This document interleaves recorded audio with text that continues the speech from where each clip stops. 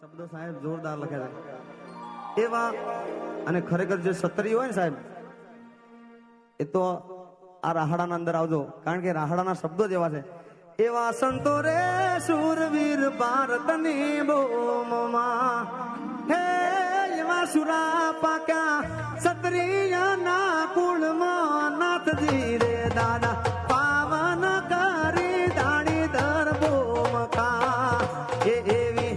પાવન કરી દાણી દર બોમકા એ એવા સંતો રે શૂરવીર ભારતની બોમકા એ એવા સંતો રે શૂરવીર ભારતની બોમકા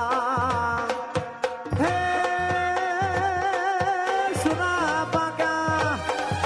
સુરા પાક્યા ક્ષત્રિયના કુળમાં નાથજી રે દાદા પાવન કરી દાણી દર બોમકા એ એવી પાવન કરી દાણી દર બોમકા